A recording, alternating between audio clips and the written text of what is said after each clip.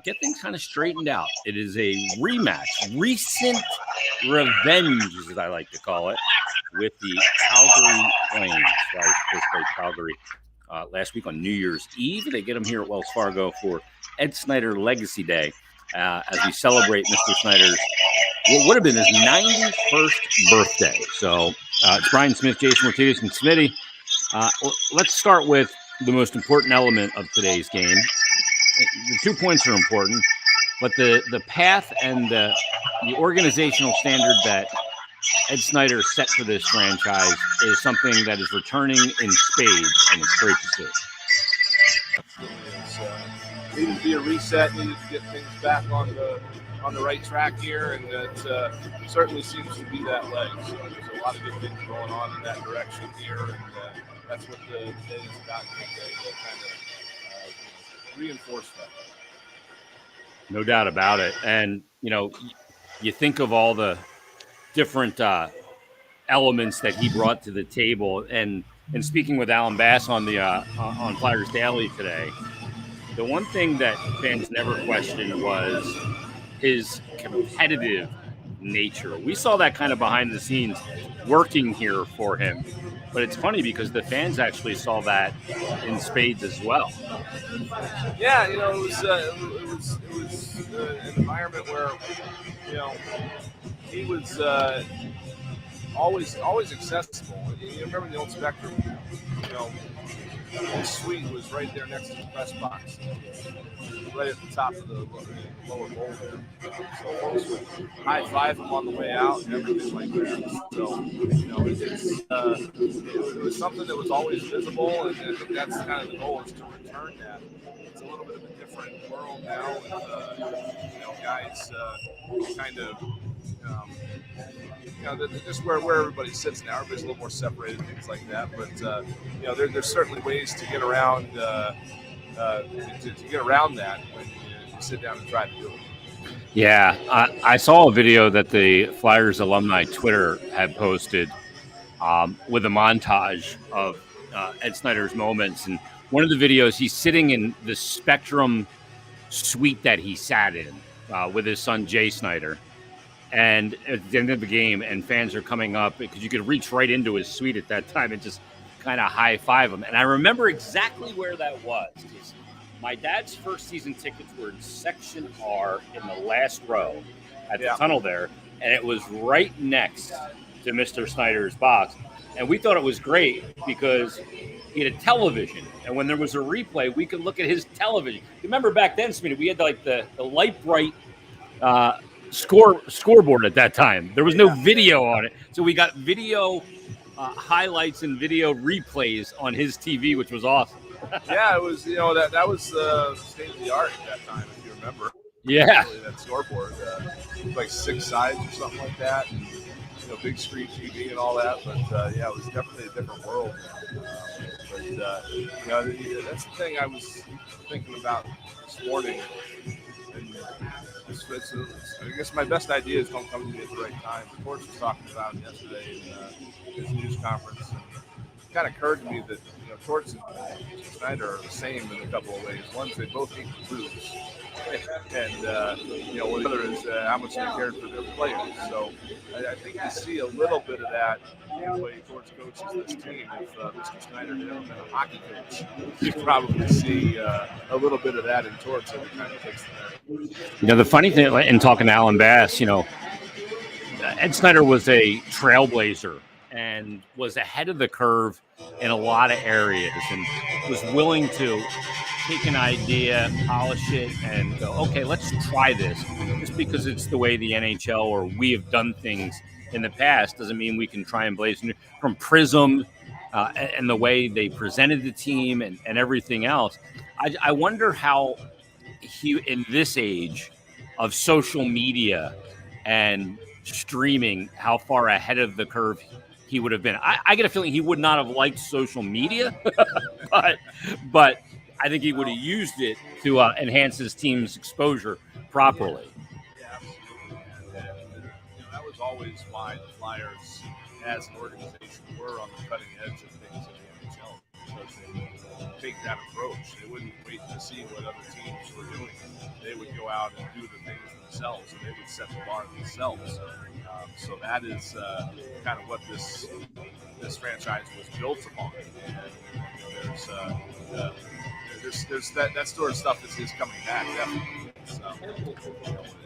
It's a little bit behind the curve just because they got away from it for a while, but they'll start being that sort of situation again where the Flyers will be kind of the team that is looked to for, hey, what are those guys doing? Let's do that. That sort of thing. We'll get back to that here. And we do have to thank them in a way for taking a risk on doing exactly what you and I do, which is pregame, intermission, and that was always handled by the play-by-play and analyst in the radio broadcast.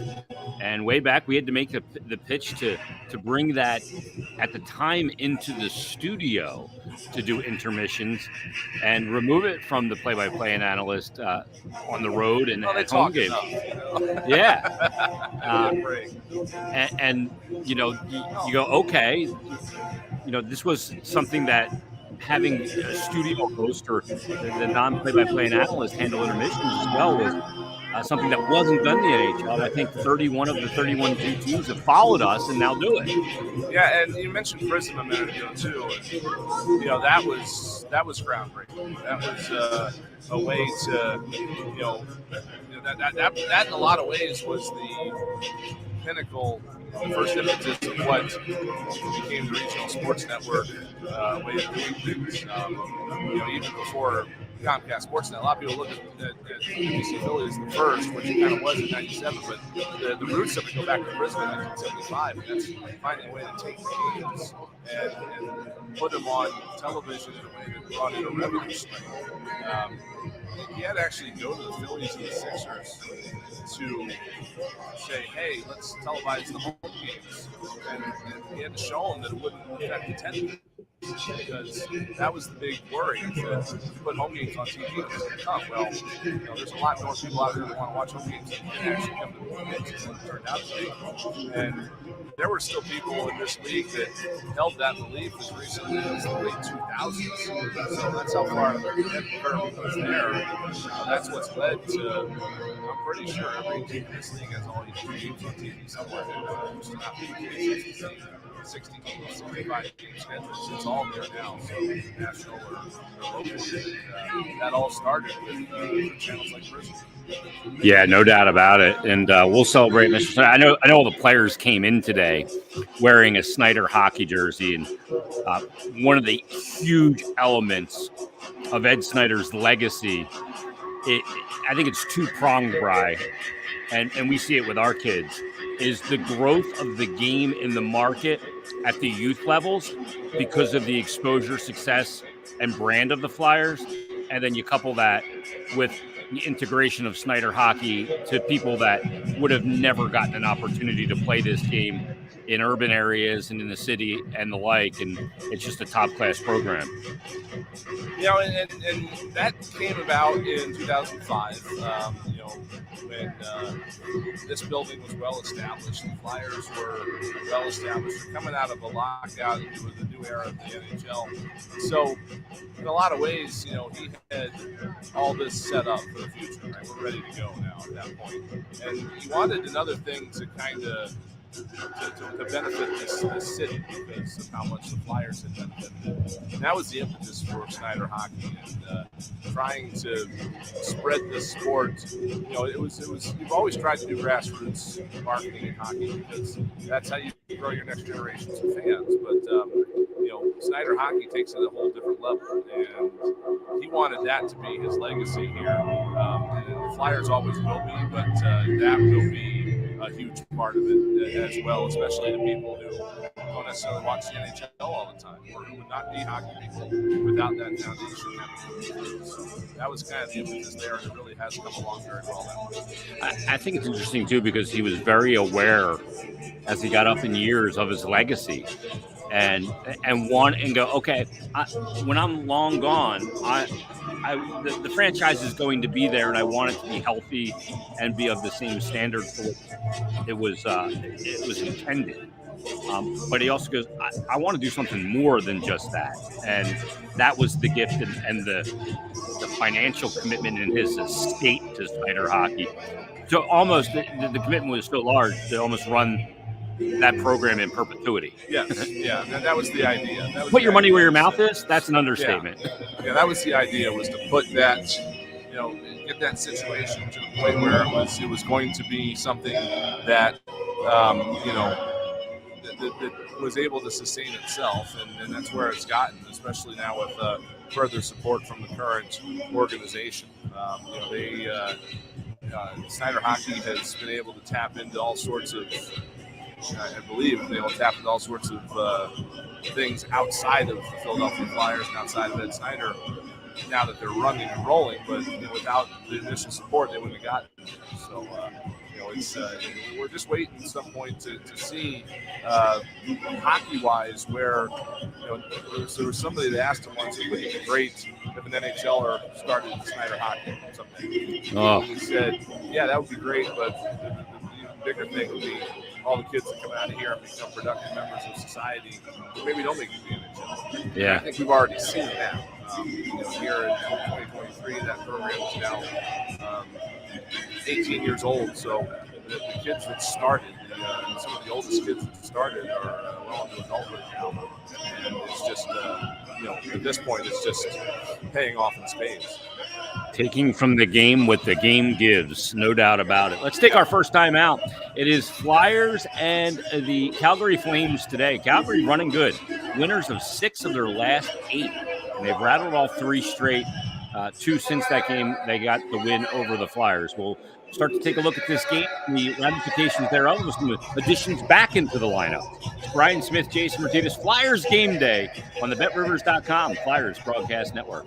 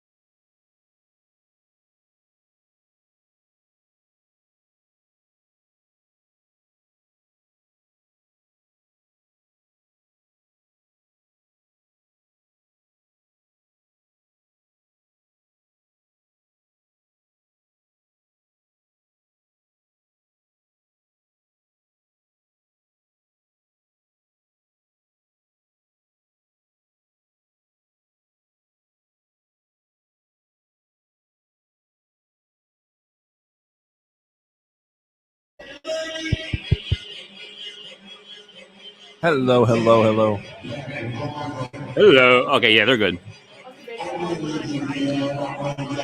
You should. Spice up the broadcast, eh?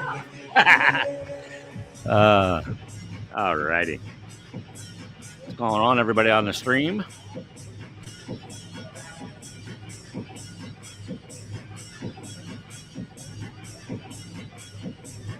WingsLAX.com. All right.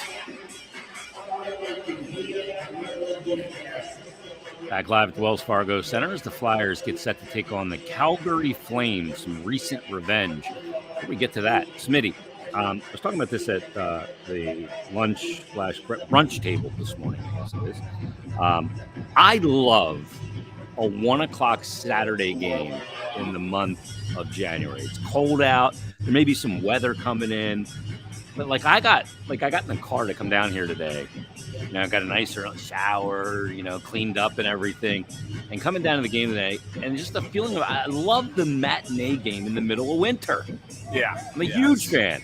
It's hockey time, isn't it? It is. It feels like it. It's the time of year when, I was walking over here to my spot today, up here with Lou Nolan, and I looked out the window and it's starting to snow. Yeah. Everything's. We could just roll the roof back, would be great. But, ODR it. And it wouldn't feel much cooler in here, I don't think, if we rolled the roof back. My goodness. But yeah, it's just that time of year, isn't it? And the fact that you know, something to do on a Saturday, on a cold Saturday, and then you still get your Saturday night to yourself at home or whatever you want to do is, that's a big plus. Yeah, I got to call my son on the way. I go, a couple more days if it stays this cold. Starting to see some of the ponds ice over. I wish. I wish we could. That's the one thing about where we were last week. Edmonton, Calgary. I wish we could count on that every year. I wish we could, do the backyard rinks and things like that. But you just can't get it cold enough, long enough here on a regular basis. Last year we did have a stretch. Right around the holidays where the ponds froze. Yeah, we got outdated. I think before that it had been like 4 years prior. It just doesn't happen often. No, I don't even need snow. Just get it down there cold enough where we can freeze some water. Yeah, I'm driving by and I see this pond is iced over. It's clearly not thick enough to skate on yet, but the glassy looking one. I want to be the first guy on that little pond. I want to be the first one to leave marks on that thing.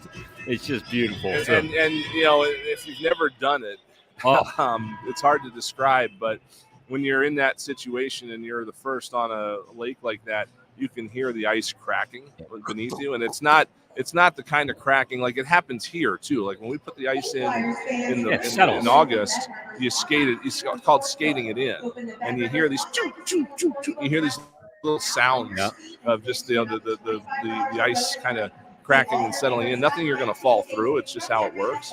But that's just kind of part of the charm. Yeah, it is fantastic.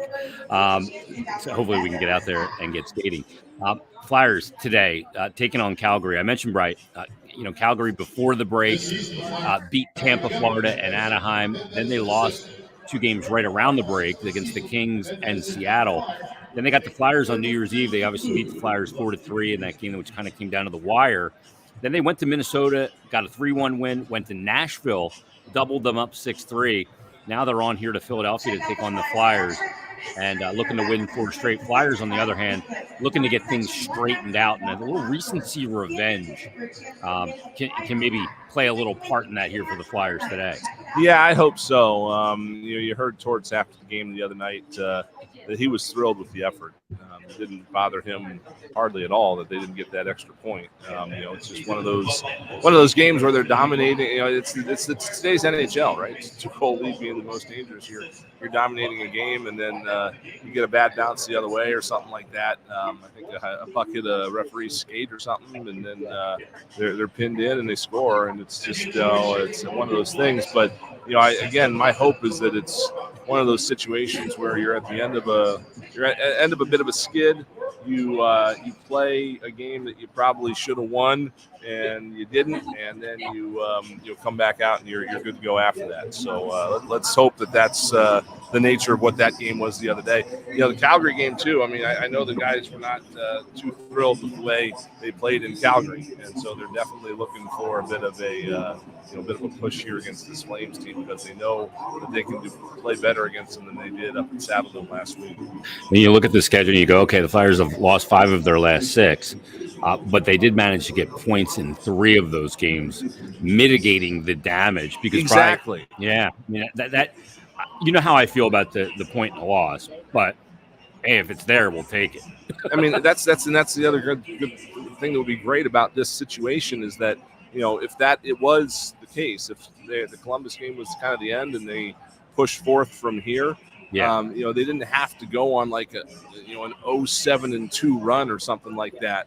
One of those things that can just kind of knock you from the top of the ledger all the way to the bottom. If they're able to get through it only with a situation of 5 points in those 6 games or something like that, 5 out of 12. That's not terrible. That'd be all right. So if that's as bad as it gets, you'll take it. Exactly, you will take it every day. I mean, right now we've talked about it. The Flyers need to play better at home. Their home record is not what it needs to be, but the old rule of thumb has kind of been if you can play 500 hockey on the road and about 750 at home, you'll be sitting pretty. So if they can get that home record up a little bit, 5 out of 12 is almost 500 hockey, even though there's a home game mixed in there. So it's not that bad at this point. Yeah, if they don't get that 1 point in those 3 games, they've got 41 points in the season. They're in the 7th spot in the division. Right now they're in the 5th spot. Things are tight. The second spot is with the Carolina Hurricanes, who have 48 points. They've the winners of 5 straight. They played one more game than the Flyers. And then the 7th spot is now the Caps at 42 points. So 6 points separate 2 from 7 in the division. Where the Caps are minus 24 in goal differential. You get the feeling that team's not going to go back on the rise. But Pittsburgh's the team's at plus 14 in goal differential, 2 points back of the Flyers. We'll see them coming up on Monday. Yeah, that's why Pittsburgh worries me too, because I think they've been playing beneath where they're actually at this year. And people look at they look at this, just look at the standings, and they see Pittsburgh all the way down there. Like, oh, what's going on? Well, it's usually that doesn't tell the whole story. Sometimes it does, but sometimes it doesn't. And I think Pittsburgh is one of the places where it doesn't. I think that team is going to, come roaring back, have a strong second half here, and they're. You got to remember what happened to them last year. I'm sure that everybody that's in that locker room has a bad taste in their mouth over how their year ended last. They lost to Chicago in the last week, and San Jose, right? Somebody else. There were 2 bad teams. Yeah. If they beat neither one, they would have gotten in. And the Florida Panthers, who went to the final, would not have made the playoffs. That's how close things are in this league right now. I was just looking at it the other day again. Somebody talking about Connor Bedard and how, Chicago was an overtime goal away from him being in San Jose. It's that close. So, it's something that I like the Flyers' approach and John Tortorella's approach. We just worry about our own business. We don't have to. We don't look at what other teams are doing or anything like that, and that kind of mitigates the fact that you're worrying about a Pittsburgh or even an Ottawa who's sitting down there in last place, but they've still got like 7 games in hand on everybody else, so they could come roaring. You never know. It's a very, very tight race right now, and that's the way that the NHL wants it. Yeah, it's funny. Games in hand. They only matter if they're wins in hand. Yeah. Right? Let's take a time out. When it's that many, they're going to win some of them. Yeah, well, it's Ottawa. Don't be so short. That's true. you willing to put some money down there? Let's take our last time out. We're going to come back. We'll talk about the re-insertion into the lineup of Cam Atkinson and Morgan Frost. We're back after this. Flyers Game Day on the BetRivers.com Flyers Broadcast Network.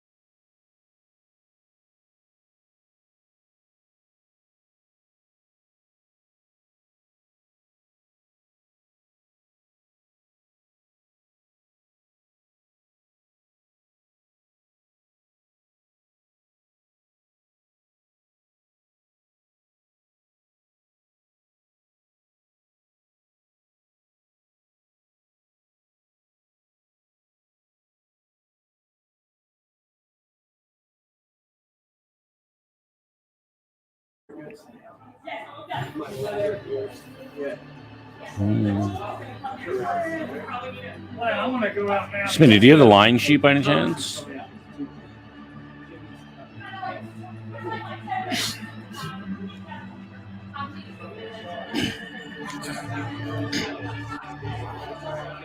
Back live at the Wells Fargo Center. It's the Flyers and the Flames today as Flyers look to get back in the win column. And they're going to get back a couple of players here, Smitty.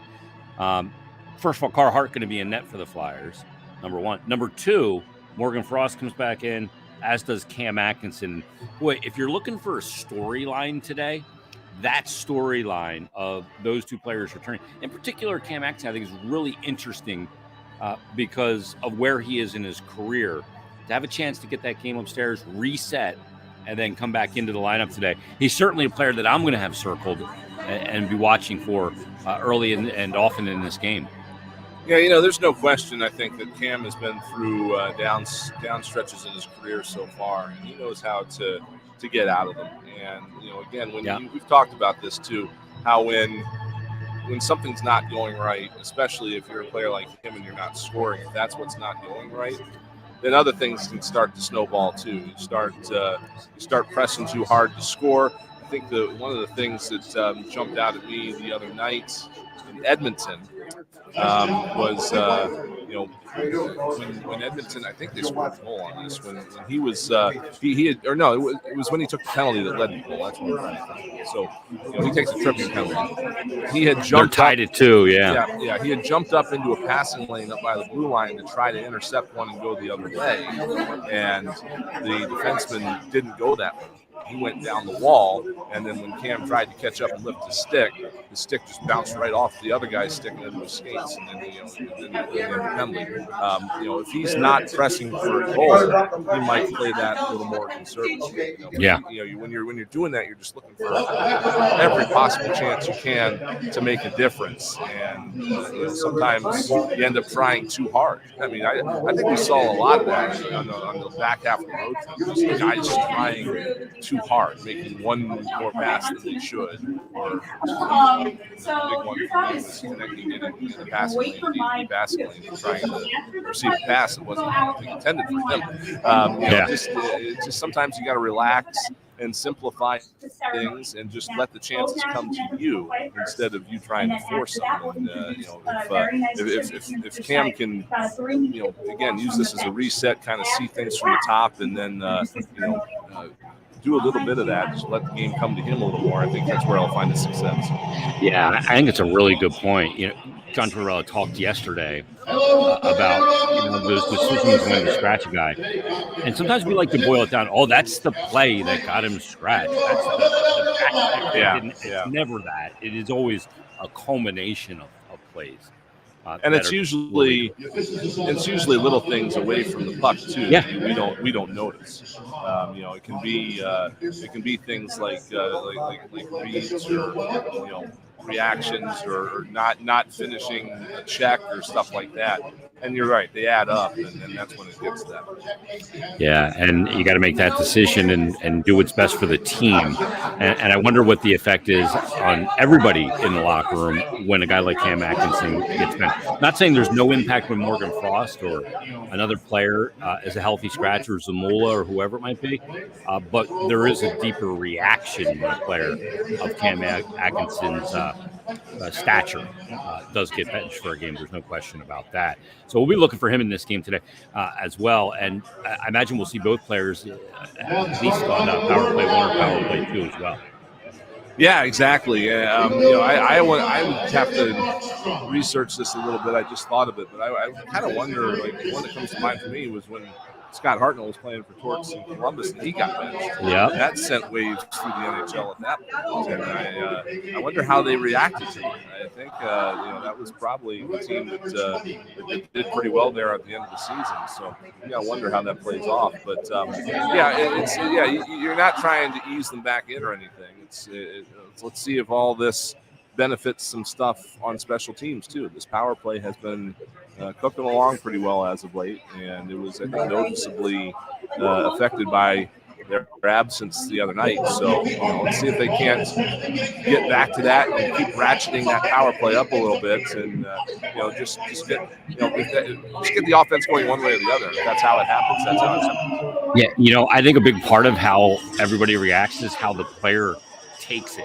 Cam Atkinson said he took full ownership for his struggles in being benched, and he's ready to get back out there and help his team. So I think that goes in such a positive direction when a player is willing to, really face his accountability and accept it, and also recognize that it needs to be better. I think that's a big part of it's a big part of what they're trying to create here, is that, hey, accountability can come from Torts, it can come from the coaches, it can come from the organization, fans, all of that. But ultimately, accountability means most when it comes from yourself. Yeah, exactly. If it's not going to drive change in yourself, then there's no reason for it to happen. It just kind of sits there. So that's where it comes down to. You've got to take ownership of it and kind of drive yourself to be better, and that's exactly what we expect from Cam Atkinson. Is what he said yesterday. There was absolutely no surprise in anything he talked about, and to be honest, I wasn't surprised that he did it, but it's very impressive. He steps out and faces the music, for lack of a better term. I don't really think that's what he did, but he didn't shy away from coming out and discussing it with the media yesterday. He came out and held court for 5 minutes. Not a bunch of one-word answers, not a bunch of just kind of deflecting it like you might see from other athletes. It's he's just facing the music and owning it. And in the long run, fans of this team appreciate that and will probably be pretty supportive of him when he's out there today. No question about it. It's the Flyers and the Flames. We've got Tim Saunders, Todd Fedoruk standing by with the countdown to face-off, some festivities here on Ed Snyder Legacy Day, and more between the Flyers and Flames. You've been listening to Flyers Game Day on the BetRivers.com Flyers Broadcast Network.